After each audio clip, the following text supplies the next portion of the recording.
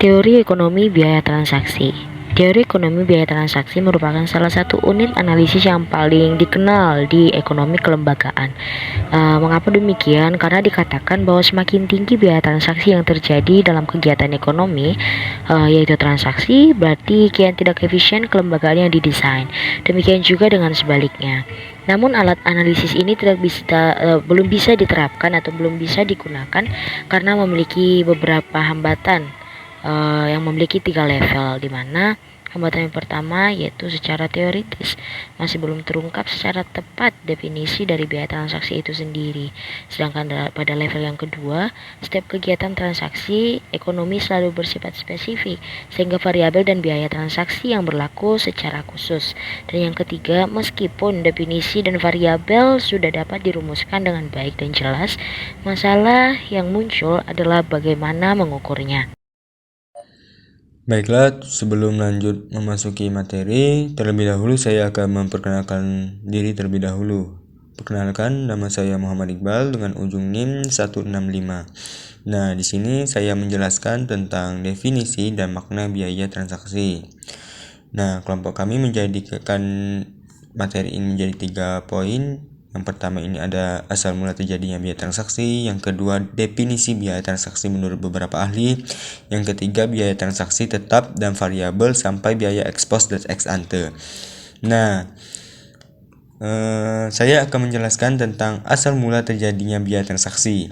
Yang materi poin pertama. Nah, teori kelembagaan merupakan pemekaran dari teori biaya transaksi atau transaction cost yang muncul akibat kegagalan pasar.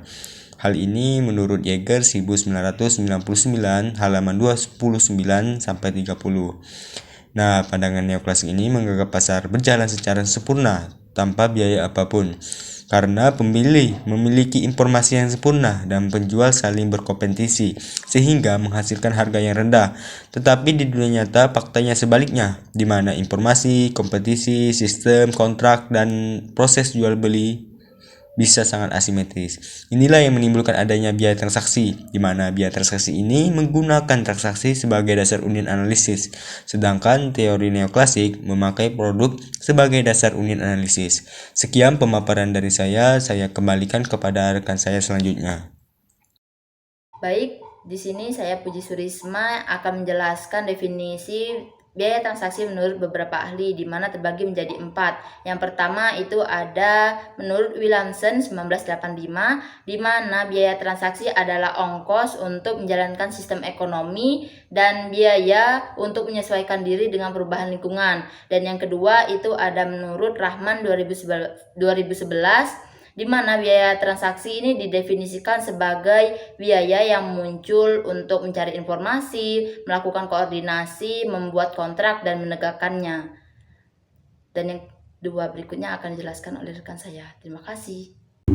Selanjutnya adalah definisi dan makna biaya transaksi menurut North tahun 1991. Dia mendefinisikan bahwa biaya transaksi yaitu biaya untuk menspesifikasi dan mendasari pertukaran sehingga mencakup biaya organisasi politik dan ekonomi, negosiasi, mengukur dan memaksakan pertukaran. Menurut Froberg dan Richter, dia mendefinisikan bahwa biaya transaksi adalah ongkos untuk menggunakan pasar atau market transaction cost dan biaya melakukan hak untuk memberikan pesanan di dalam perusahaan atau managerial transaction cost. Baik, di sini saya Ramanda Putri Syafira dengan ujung NIM 6017 akan menjelaskan tentang biaya sebelum kontrak atau ex ante dan biaya setelah kontrak atau ex post. Di mana di sini biaya sebelum kontrak atau ex ante itu meliputi biaya membuat draft, negosiasi, dan mengamankan kesepakatan. Sedangkan biaya setelah kontrak atau ex post meliputi 1. Biaya kegagalan adaptasi, di mana biaya ini terjadi ketika transaksi menyimpang dari kesepakatan yang telah dibuat. Yang kedua yaitu biaya negosiasi atau tawar-menawar, di mana biaya ini terjadi ketika upaya bilateral telah dilakukan untuk mengoreksi penyimpangan setelah kontrak. Yang ketiga yaitu biaya untuk merancang dan menjalankan sesuatu yang berhubungan dengan struktur tata kelola pemerintah apabila terjadi sengketa. Yang keempat yaitu biaya pengikatan komitmen yang telah dilakukan bisa dijamin. Sekian, terima kasih. Baik, terima kasih atas waktunya. Di sini saya Cesa Gianwinata akan melanjutkan pemaparan materi. Di sini saya akan membahas yaitu rasionalitas terbatas atau bounded rationality, yang mana merujuk kepada tingkat dan batas kesanggupan individu untuk menerima, menyimpan, mencari kembali, dan memproses informasi tanpa kesalahan, menurut Williamson tahun 1973. Selanjutnya saya akan membahas konsep bounded rationality ini didasarkan pada dua prinsip. Prinsip pertama yaitu individu atau kelompok yang terdiri dari beberapa individu memiliki batas-batas kemampuan untuk memproses dan menggunakan informasi yang tersedia. Prinsip selanjutnya yaitu prinsip yang kedua, tidak mungkin menyatakan bahwa semua negara di dunia dan semua hubungan sebab akibat yang relevan dapat diidentifikasikan sehingga kemudian dapat dikalkulasikan dengan bersandarkan kepada kejadian sebelumnya. Terima kasih. Perilaku oportunistik dapat didefinisikan sebagai mencari kepentingan pribadi atau diri sendiri dengan menggunakan tipu daya. Perilaku oportunistik juga dapat diartikan sebagai upaya untuk mendapatkan keuntungan melalui praktik yang tidak jujur dalam kegiatan transaksi. Selain itu, oportunisme mengarah pada tindakan seperti memotong, menahan, atau mendistorsi informasi penting, tidak memenuhi janji atau kewajiban, berbohong atau berbuat curang, dan dengan demikian oportunisme menimbulkan perasaan kebencian atau frustasi pada pihak lain. Perkenalkan, nama saya Sunjaya dengan ujung NIM 003 akan melanjutkan pemaparan mengenai biaya transaksi. Nord berargumentasi bahwa dalam komunitas pedesaan di negara sedang berkembang itu biasanya biaya transaksi itu rendah. Nah, hal ini tuh bisa terjadi karena kedekatan hubungan di dalam komunitas seperti keluarga dan tetangga. Sehingga informasi tentang aktivitas dalam komunitas individu itu tersedia secara luas dan bebas. Sementara struktur sosial seperti orang tua dan figur kepemimpinan lain yang dihormati itu memberikan mekanisme yang sangat penting bagi penegakan kesepakatan dan memberikan resolusi apabila ada konflik di antara anggota komunitas.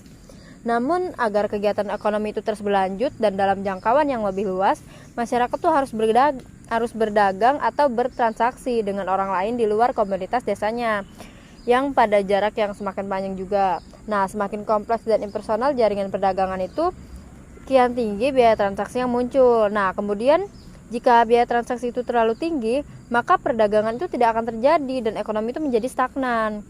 Oleh karena itulah, tantangan pembangunan ekonomi itu untuk mengurangi biaya transaksi pada saat melakukan perdagangan yang semakin kompleks. Nah, hal ini tuh bisa tercapai jika desain pembangunan kelembagaan itu dibuat memang untuk mendukung kegiatan perdagangan, yaitu melalui penyediaan informasi, melindungi hak kepemilikan, dan menyiapkan mekanisme yang efektif untuk menegakkan kesepakatan. Di sini saya akan menjelaskan mengenai efisiensi ekonomi. Efisiensi ekonomi adalah keadaan di mana sumber daya dialokasikan untuk penggunaan bernilai tinggi dalam ekonomi. Pengalokasian ini berguna untuk meningkatkan efisiensi karena mengapa? Sumber daya yang ada itu semakin terbatas untuk memenuhi kebutuhan dari manusia yang tak terbatas, sehingga dibutuhkanlah efisiensi ekonomi. Efisiensi ekonomi memberitahukan bahwa pilihan untuk mengalokasikan sumber daya harus dilakukan secara optimal dan menghasilkan barang dan jasa. Untuk meningkatkan efisiensi ekonomi dibutuhkan biaya transaksi yang harus turun atau minimum. Nah, dalam ekonomi kelembagaan diperlukan hal yang mendukung, yaitu ketersediaan informasi, perlindungan hak kepemilikan, kepastian hak kepemilikan, dan ketersediaan mekanisme konflik dan penegakan kesepakatan. Itulah yang harus dibutuhkan dalam kelembagaan untuk mewujudkan efisiensi ekonomi. Tema utama dalam biaya transaksi merupakan pengukuran. Walaupun sudah banyak studi yang dilakukan, namun keracunan akan definisi itu masih ada dan hasil yang ditemukan juga tidak selalu memuaskan.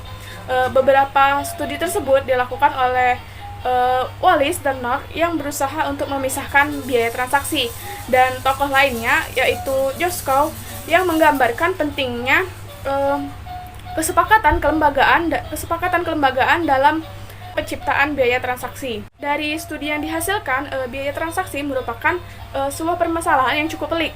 Dengan demikian, diperlukan pemahaman yang sama mengenai definisi, determinan, dan variabel yang seragam dari biaya transaksi.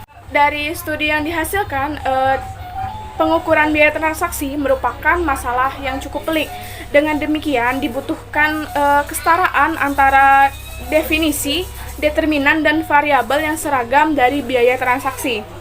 Dengan dasar tersebut telah diidentifikasi faktor-faktor dan asumsi serta variabel yang menentukan besarnya biaya transaksi.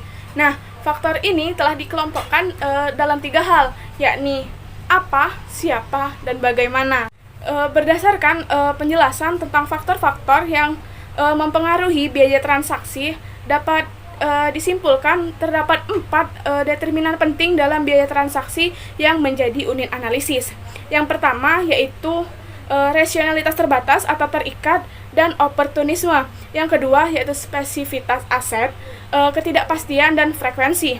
Yang ketiga, pasar, hybrid, hierarki dan pengadilan, regulasi, birokrasi dan publik. Dan yang keempat yaitu hukum kepemilikan, kontra dan budaya. Biaya transaksi variabel atau variable transaction cost, yaitu biaya transaksi yang tergantung pada jumlah dan volume transaksi. Nah, bagaimanakah konsep biaya transaksi yang sedemikian kompleks tersebut bisa diderivasi dalam bentuk variabel-variabel yang mudah untuk diukur. Di sini Collins dan Fabozzi akan menjelaskan jawaban atas pertanyaan-pertanyaan tersebut melalui formulasi biaya transaksi sebagai berikut. Yang pertama, yaitu biaya transaksi sama dengan biaya tetap plus biaya variabel. Yang kedua, yaitu biaya tetap sama dengan komisi plus transfer fees plus pajak. Yang ketiga, biaya variabel sama dengan biaya eksekusi plus biaya oportunitas. Yang keempat, biaya eksekusi sama dengan price impact plus market timing cost.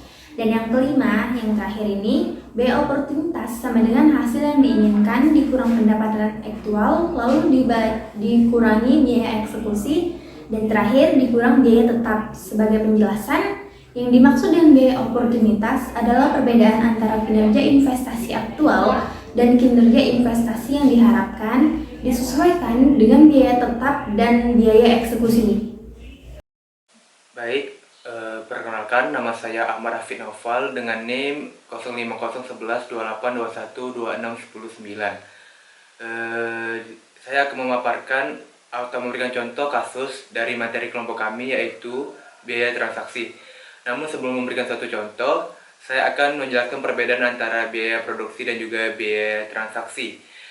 Biaya produksi dikeluarkan dengan tujuan untuk menghasilkan barang dan jasa yang nantinya akan dijadikan penjualan oleh perusahaan. Contohnya, biaya beli bahan baku, biaya beli mesin, dan sejenisnya. Sedangkan biaya transaksi dikeluarkan dengan tujuan mendukung kelancaran proses produksi. Contohnya biaya negosiasi, biaya mobilisasi untuk karyawan, biaya pelaksanaan, biaya pengawasan, dan sejenisnya. Jadi tidak ada hubungan langsung dengan produk yang akan dijual. Tetapi biaya transaksi dibutuhkan untuk kelancaran proses jual beli. Baik, saya akan memberikan contoh kasus dari biaya transaksi. Misalnya, Anda akan membuka usaha mie ayam. Lokasi sudah ada dan hanya tinggal menjalankan. Namun sebelum menjalankan usaha, Anda harus mengamati dahulu lokasi jualan Anda seperti apa dan selera konsumen atau target pasar Anda. Untuk mendapatkan informasi tersebut, maka pasti akan ada biaya yang dikeluarkan. Seperti untuk menuju ke lokasi, Anda harus mengeluarkan biaya transportasi. Dan untuk mendapatkan resep mie ayam yang sesuai dengan target pasar, tentu Anda harus melakukan trial and error atau kegagalan untuk mendapatkan resep mie ayam yang pas kepada target pasar. Kemudian, karena Anda tidak ingin mengganggu tetangga sekitar, maka Anda juga menyewa orang untuk menjadi juru parkir di usaha Anda. Lalu saat grand opening, ternyata usaha mie ayam Anda dikenakan biaya keamanan oleh aparat setempat. Dan untuk lebih meyakinkan masyarakat, maka Anda memutuskan untuk membuat atau mengurus sertifikat halal. Nah, dari contoh kasus di atas, maka yang masuk dalam biaya transaksi adalah biaya mobilisasi saat tinjauan ke lokasi, biaya trial and error atau kegagalan untuk membuat resep mie ayam, biaya keamanan aparat setempat, dan biaya mengurus sertifikat pernyataan halal. Biaya tersebut tidak berhubungan secara langsung dengan proses produksi, termasuk biaya trial and error atau kegagalan. Hal ini karena mie ayam tersebut murni untuk dicoba, bukan untuk dijual dan mendatangkan laba. Maka, hal-hal yang masuk dalam biaya transaksi diantaranya adalah yang pertama, biaya organisasi tenaga kerja, biaya pengelolaan informasi, biaya koordinasi supplier, biaya penarikan pelanggan, marketing dan promosi, biaya mengelola distributor, biaya mobilisasi untuk pelanggan, pekerja, pemegang saham dan lain-lain, biaya listrik, air dan keamanan, biaya audit keuangan, dan biaya administrasi lainnya. Nah, biaya-biaya tersebut harus dikelola dengan benar agar tidak meningkat setiap periodenya. Semakin tinggi biaya transaksi, maka akan semakin berkurang laba perusahaan. Selain itu, kinerja perusahaan akan dianggap tidak efisien dan tidak efektif. Karena itu, seharusnya biaya transaksi bisa ditekan serendah mungkin.